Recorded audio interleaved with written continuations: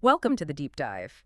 Today, we're taking a fascinating plunge into a world many of us definitely grew up with, the magical realm of Harry Potter. Our mission to really unpack what power means in this whimsical universe. And we're focusing specifically through the lens of its most powerful witches. We're drawing our insights today from a pretty interesting source, a listicle called 10 Most Powerful Witches from Harry Potter. It was published on 10mosttoday.com back on December 7, 2020. Right, and our goal for this deep dive isn't just, listing names. We really want to go beyond those simple definitions of magical strength. The idea is to sort of extract the surprising nuances of what truly makes a witch powerful, at least according to this specific source. Hopefully, we can provide you, the listener, with some of those aha moments, looking at diverse forms of influence and ability in this really familiar territory. Okay, let's get into it then. The Harry Potter series, I mean, it's huge, right? So many people grew up with it. It's just full of this captivating magic. But what does powerful actually mean in this universe? Especially based on how this article frames it. Yeah, it's true. The series has such widespread appeal, doesn't it? And what's really interesting here, I think, is how this source seems to challenge our usual ideas about power. It's not just ranking witches by who can, cast the biggest, flashiest spells. Instead, it highlights all these different attributes, things beyond just raw magical might. It kind of invites us to broaden our understanding of what strength really is. That's a great way to frame it. So, as we dive into the first type of power this source identifies, let's call them the intellectual and strategic powerhouses. It's probably not a huge surprise who tops the list. Number one, Hermione Granger. The article introduces her not just as powerful, but get this, the wittiest witch of the generation. It really emphasizes her witty, strong, and keen nature as the source of her power. How does wit become number one here? Well, that's a crucial insight from the source, isn't it? It immediately puts intellect and keenness right at the top, paramount forms of power. So the clear takeaway seems to be that, yeah, according to this list, exceptional intellect and strategic problem solving, they're presented as forms of power that can actually surpass raw magical might. And when you think about it, I mean, Hermione's ability to think through complex situations, find those clever solutions that often save the day more effectively than just, blasting away with spells. Okay, that makes sense. Then, jumping down the list to number 9, we find someone maybe a bit more surprising. Luna Lovegood.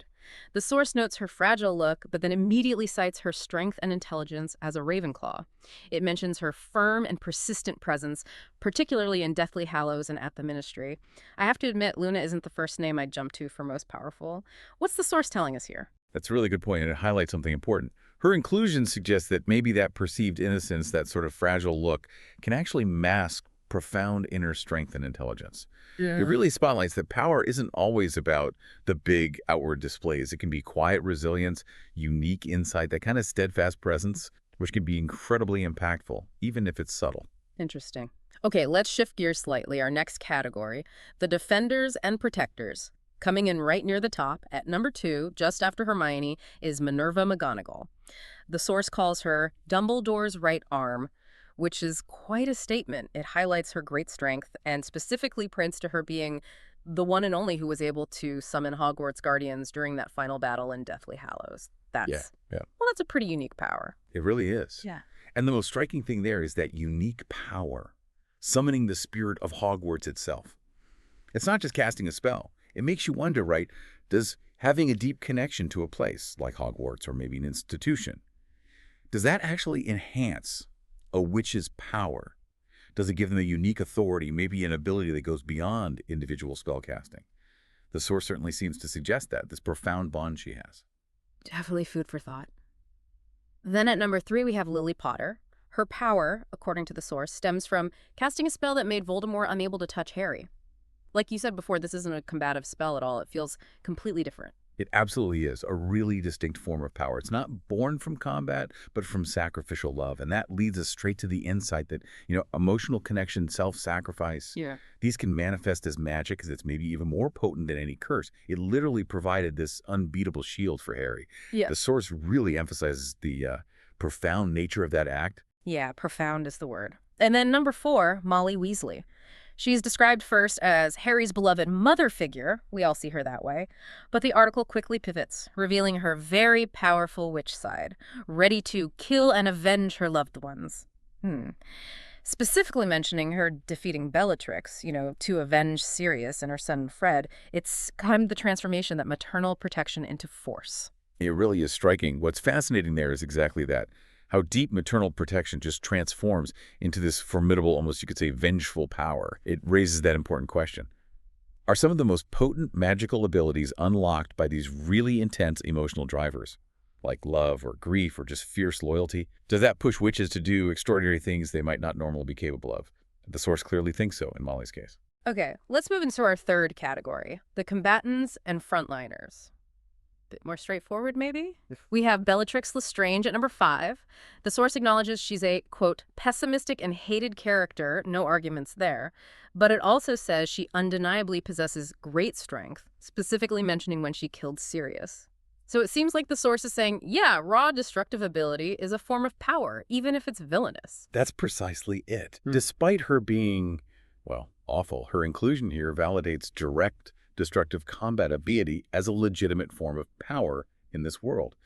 If you look at the bigger picture, the source is showing that even, let's say, negative characters possess undeniable magical might. It acknowledges that raw destructive force is significant. It counts. Right. Makes sense. Next, number 6, Ginny Weasley. The article notes her stunning look, okay, but quickly pivots again to her formidable strength as a wizard. And it highlights her ability to, quote, surprisingly take on Bellatrix Lestrange and hold the front lines in the last and final battle. So it's not just about offense here, is it? It's about holding the line. No, exactly. It's not just offense. What's striking is seeing Ginny's, well, her combat prowess and her resilience. It shows that being a powerful witch isn't just about having the best attack spells. It's also about that crucial ability to stand firm when things get really dangerous. To challenge formidable opponents, like Bellatrix. It's about fortitude, holding that line under immense pressure. And then number 7, Fleur Delacour. The source mentions her being a contender in the Triwizard Tournament, someone who proved her worth 1,000 times. And apparently she always stands out from the rest in battle. Sounds like she's just consistently good, high-level capability. Exactly that. Her consistent excellence, those high-stakes situations, magical competitions, battles, it underscores a really reliable and impressive magical capability. Yeah. So the key takeaway there is that power in this context can also be defined by sustained high-level skill, demonstrated repeatedly in tough circumstances, not just one big, flashy moment. Got it. Okay, our final category, the unexpected and nuanced power. This sounds intriguing. Coming in at number 8 is Narcissa Malfoy. The source points out the surprising nature of her power. Initially, she's just seen as Lucius Malfoy's wife. But it highlights that moment where she, quote, shocked everyone when she successfully covered her lie from one of the most powerful wizards, Voldemort himself, in Deathly Hallows. That's a really unconventional definition of power, right? Lying. Oh, it definitely is. And what's absolutely fascinating here is how the source defines her power, not by a spell, not by magic in the usual sense, but by a strategically delivered lie.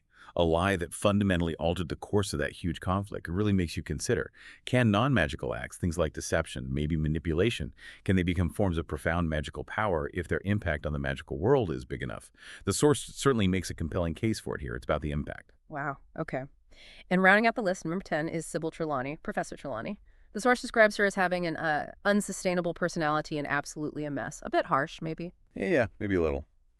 But it also highlights the claim that her divination power is very spot on. It's quite a contrast, isn't it? Her sort of chaotic nature versus accurate foresight. It's a stark contrast, yeah. And it presents a very different kind of power again. It's not about action, it's about foresight.